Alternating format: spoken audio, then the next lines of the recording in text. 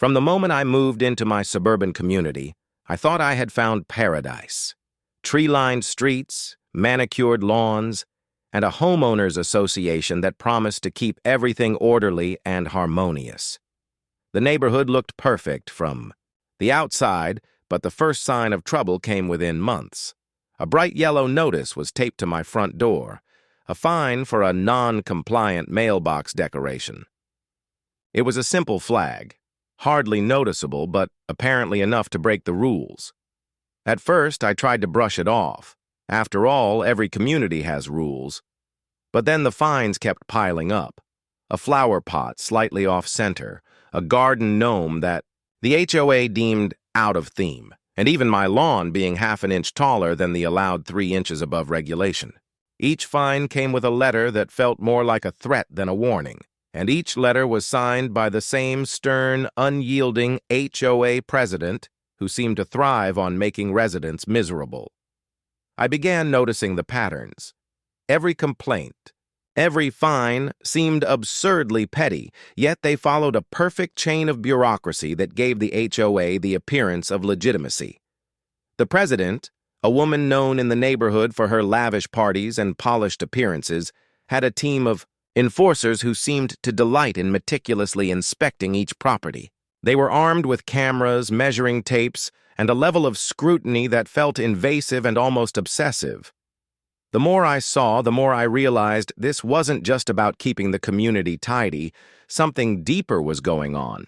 I started paying attention to the meetings, sitting quietly in the back of the HOA boardroom, listening to the discussions that always sounded formal and correct, but had an undercurrent of manipulation. There were sudden rule changes, vague clauses inserted into bylaws, and mysterious amendments that nobody seemed to remember voting on. Each meeting ended with more fines being levied, and I began to suspect that the rules themselves were being weaponized. One evening, frustrated and tired of the constant harassment, I decided to take a closer look at the HOA rulebook. It was thick, dense, and written in the kind of legalese that discouraged anyone from reading past the table of contents. Most residents relied on summaries or what the HOA secretary would explain during meetings, trusting that the details were fair and transparent. But I was tired of trusting them. I took the book home, cleared my dining table, and began the painstaking process of reading every page line by line. Hours turned into days. Each clause seemed mundane at first, until I noticed a pattern. Certain penalties seemed to repeat across different sections in ways that didn't make logical sense. There were references to subclauses that didn't exist, vague phrasing that could be interpreted multiple ways, and, curiously, footnotes that were almost invisible unless you read them carefully. Something about these hidden notes nagged at me. They weren't typical legal footnotes. They seemed deliberate, secretive, almost coded. As I delved deeper, I found sections that directly contradicted earlier rules. One clause allowed the HOA to levy fines only for material violations affecting the safety or structural integrity of properties. Yet elsewhere, there were paragraphs that listed arbitrary aesthetic offenses with equal penalties. It was clear the rules were not just inconsistent, they were crafted to confuse, trap, and ultimately, profit. By the time I reached the last 100 pages, I stumbled upon something astonishing.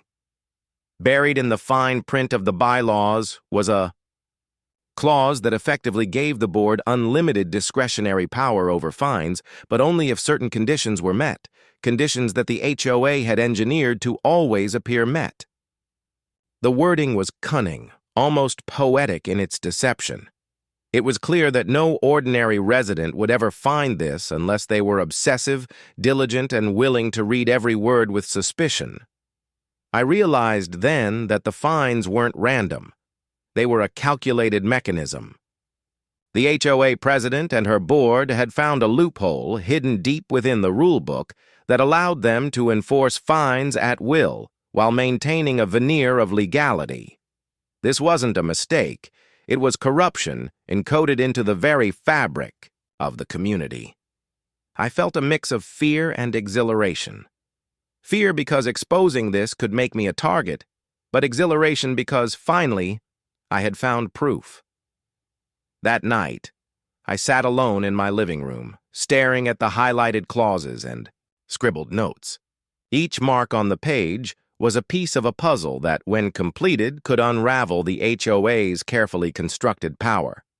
I thought about the neighbors who had been fined into submission, the families who had quietly paid off penalties without questioning why, and the sense of helplessness that pervaded the community. Suddenly, the rulebook no longer seemed like a mundane legal document. It was a weapon, and I had discovered its secret. But I knew that finding the clause was only the first step. I had to understand how it was being applied, how long this had been going on, and whether I could prove it to outsiders. There were layers of deception to peel back, and the closer I looked, the more I realized the HOA was watching. The idea that someone like me could challenge their authority seemed almost absurd, yet the evidence was undeniable. As I closed the heavy rulebook, I made a plan. I would gather proof of every instance where fines had been unjustly applied, cross-reference it with the hidden clause, and document every connection.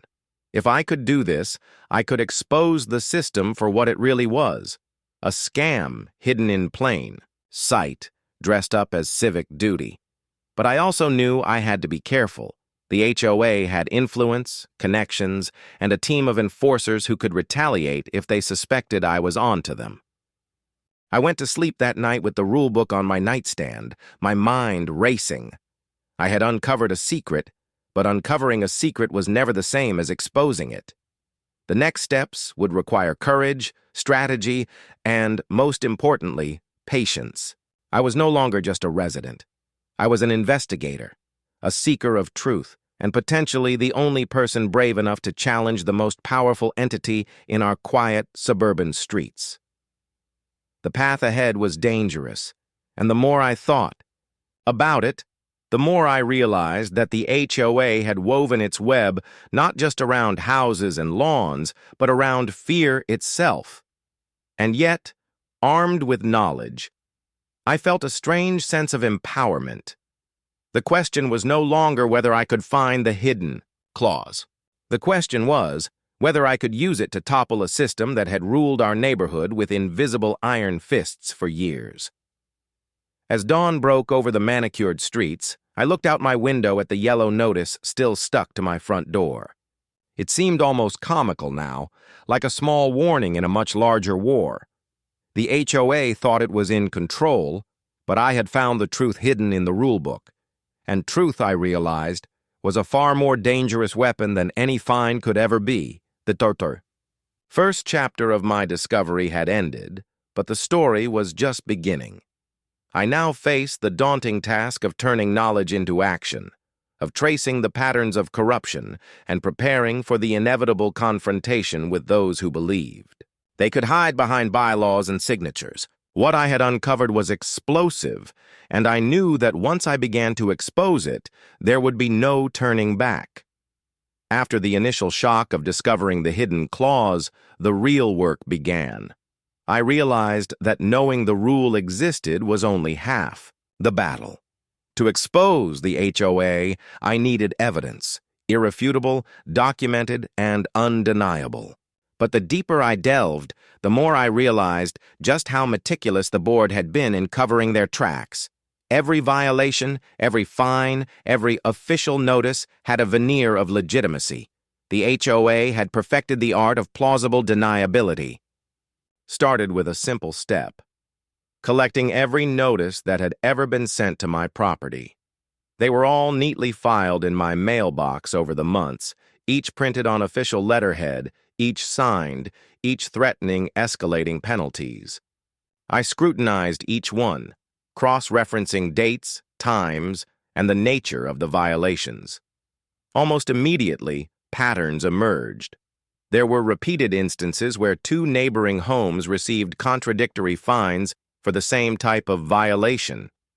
Some residents were fined for aesthetic choices, while others with identical or even more glaring differences were left untouched.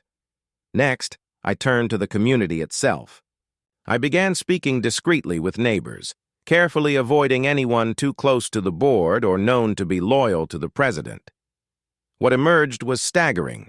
Stories of arbitrary fines, unexplained penalties, and sudden rule changes emerged like whispers in a secret society. One neighbor had been fined for leaving a single leaf on her driveway. Another had faced penalties for planting flowers that didn't match the HOA's approved palette. The deeper I went, the more apparent it became. The HOA's so-called enforcement was selective, strategic, and almost always profit-driven. I also started reviewing old meeting minutes. The HOA published them online, but they were long, dense, and full of corporate jargon. Yet even there, I noticed subtle anomalies.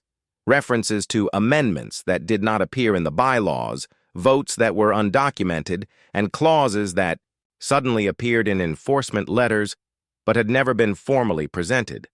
The board had essentially created its own secret addendum to the rules, a parallel system that operated without transparency. It was as if the rulebook I had discovered was only the tip of the iceberg. Realizing the gravity of my findings, I became more methodical.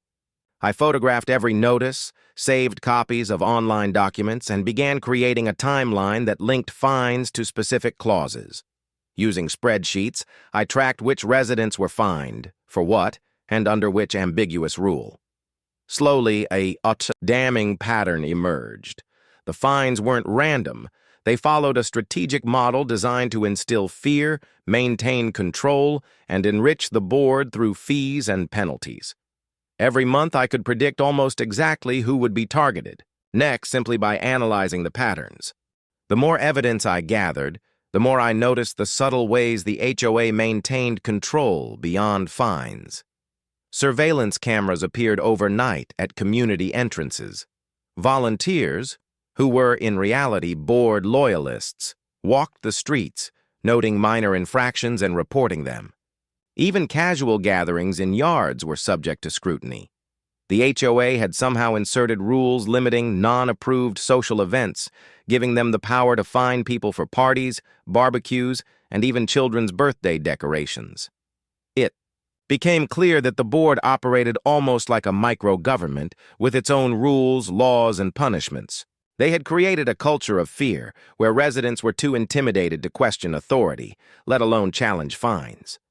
But now, armed with the hidden clause and a growing pile of proof, I felt that tide could finally turn. One evening, I decided to test the clause directly. I meticulously selected an old fine issued to me for a minor borderline violation, a flag that supposedly didn't meet the HOA's aesthetic standards. I examined the enforcement letter, cross-referenced it with the hidden rule I had uncovered, and realized it was applied incorrectly according to their own bylaws. The fine was technically invalid. For the first time, I felt a surge of confidence. This wasn't just theory anymore. It was actionable. As I continued my investigation, I noticed something disturbing. The HOA seemed aware of scrutiny.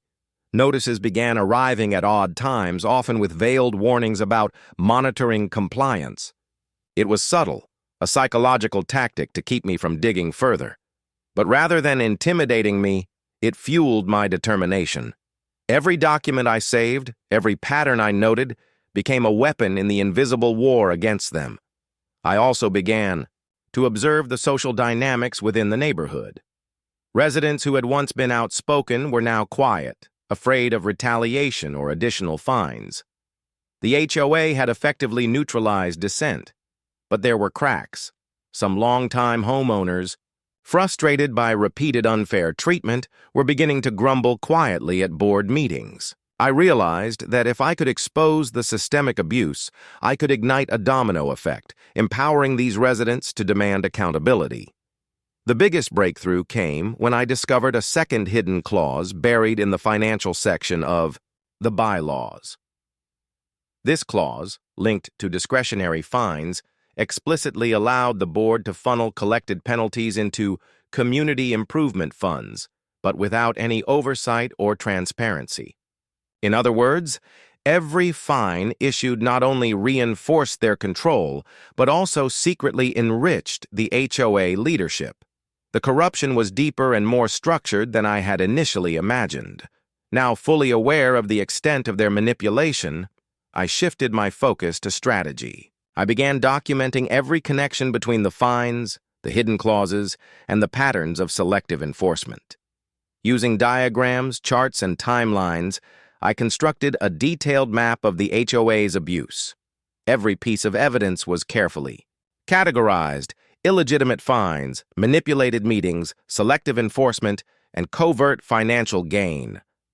By the end of the week, I had enough documentation to make the case undeniable. Yet, with progress came new challenges. I noticed that some residents, perhaps unknowingly loyal to the HOA president, were starting to sense my investigation. I had to be discreet.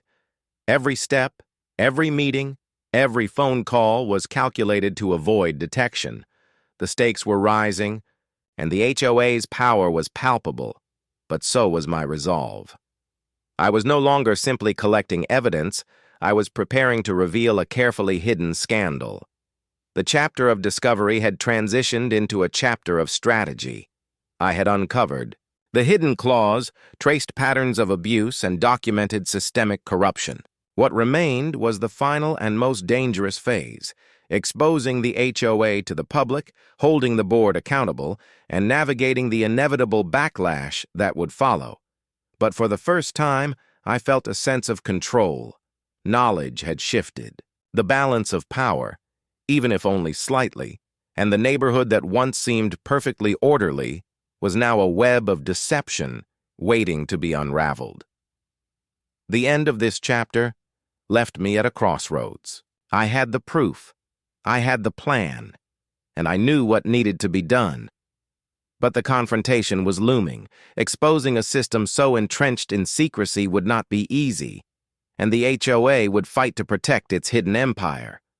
Every fine, every letter, every silent observer was part of a larger mechanism designed to intimidate challengers. Yet, armed with undeniable evidence and the hidden clause, I felt ready to take the next step. With the hidden clause in hand and a mountain of evidence meticulously documented, I knew it was time to act.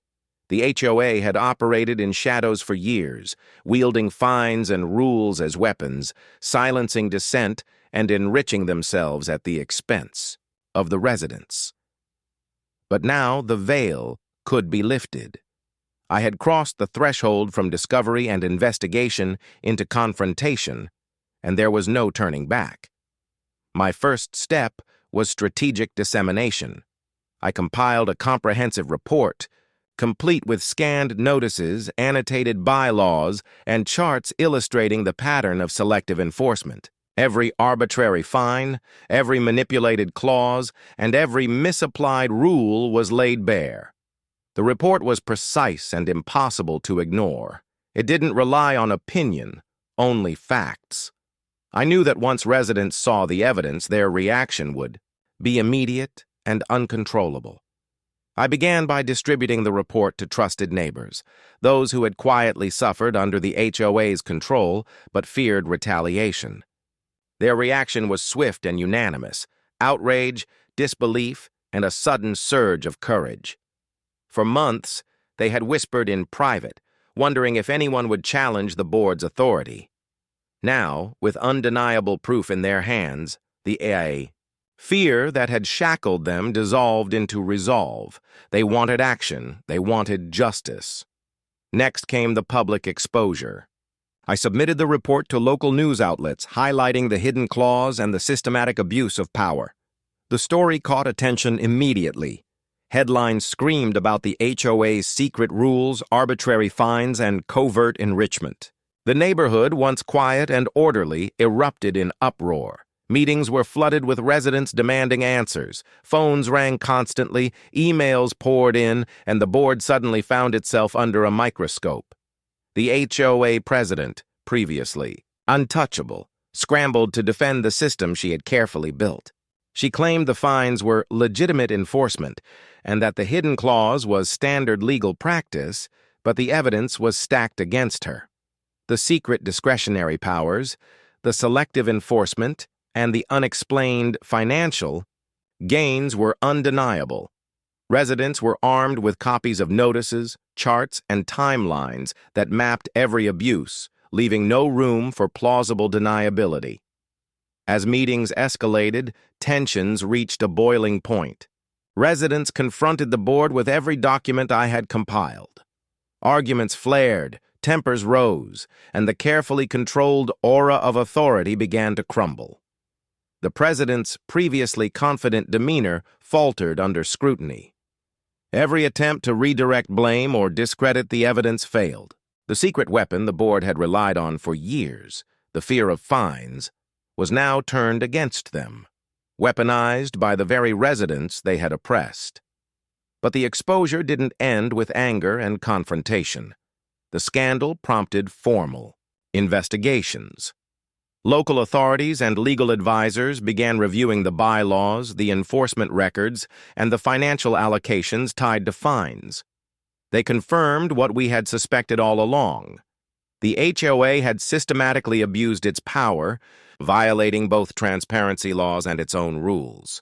The discretionary clause, hidden deep within the Rulebook, had been used to justify nearly every arbitrary fine, enriching the board while keeping residents in a constant state of anxiety.